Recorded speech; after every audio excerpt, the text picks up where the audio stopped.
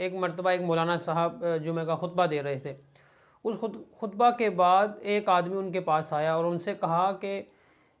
مجھے یہ معاملہ ہے کہ میں بہت زیادہ سست ہو گیا ہوں، یعنی اگر میں سوتا ہوں تو پھر سوتا ہی رہتا ہوں، 15 گھنٹے میں سوتا رہتا ہوں، گھر کا کوئی کام جو ہے وہ صحیح طریقے سے نہیں کر پاتا، دفتر کا کام صحیح طریقے سے نہیں کر پاتا، یعنی کہ سستی بہت زیادہ ہے، گھر والوں کو وقت بھی نہیں دے پا رہا، بچوں کو وقت نہیں دے پا رہا، اپنا کام صحیح طریقے سے نہیں کر رہا، تو اس کا کوئی حل بتائیں۔ تو وہ اللہ کے نیک بندے تھے، ان کو پتہ تھا کہ بھئی سستی بندے کے اوپر کیوں آتی ہے، تو انہوں نے کہا کہ بھئی آپ ایسا کریں، روزانہ 100 مرتبہ استغفر اللہ کہا کریں اور اللہ تعالیٰ سے اپنے گناہوں کی معافی مانگا کریں۔ تو وہ کہنے لگا کہ میں آپ کو کہہ رہا ہوں کہ مجھے سستی ہے، مجھ پر سستی طاری ہے، میں کام صحیح طریقے سے نہیں کر رہا، آپ استغفر اللہ کہنے کا کہہ رہے ہیں۔ تو اس نے کہا کہ بھئی دیکھو، ہمارا جسم گوشت اور خون کے اوپر مشتمل ہے، جب ہم گناہ کرتے ہیں اور اللہ تعالیٰ سے توبہ نہیں کرتے تو وہ جو گناہ ہیں ہمارے جسم کے اوپر بھاری پڑتے ہیں، وہ ہمارے جسم کو سست بنا دیتے ہیں، ہم کوئی کام صحیح طریقے سے کر نہیں پاتے، ساری کی ساری روٹین خراب ہو جاتی ہے، تو بندے کے اوپر سستی آ جاتی ہے، سختی آ جاتی ہے گناہوں کی وجہ سے، جب ہم اللہ تعالیٰ سے توبہ نہیں کرتے۔ تو آپ یہ عمل کر کے دیکھو، روزانہ 100 مرتبہ استغفر اللہ کہو اور ایک ہفتے بعد آ کر مجھے پھر اس کا بتانا۔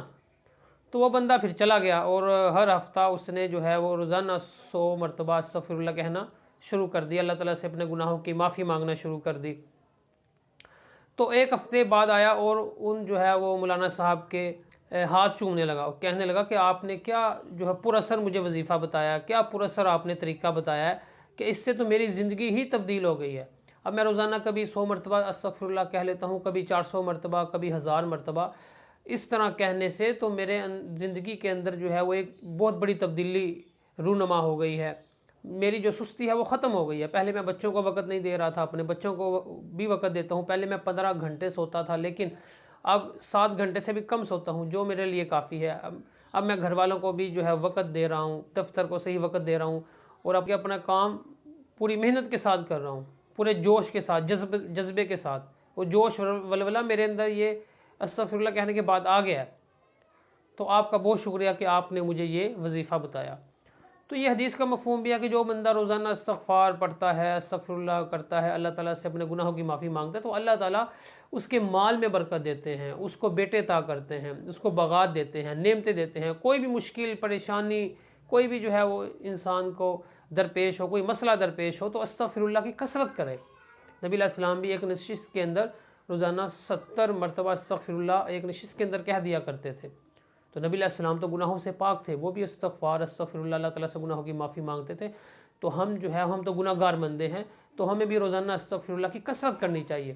کوئی کاروبار کا مسئلہ ہو، کوئی بیماری ہو، کوئی مشکل ہو، کوئی ڈپریشن ہو، تو یہ واحد حل ہے۔ تمام جو ہے علماء کرام کا اس کے اوپر اتفاق ہے کہ استغفر اللہ کہنے سے ہر مشکل سے نجات ملتی ہے، ہر بیماری دور ہو جاتی ہے، جو بھی مسائل ہیں وہ مسائل حل ہو جاتے ہیں۔ تو استغفر اللہ کہیں، اللہ تعالیٰ بھی اس بندے کو پسند کرتا ہے جو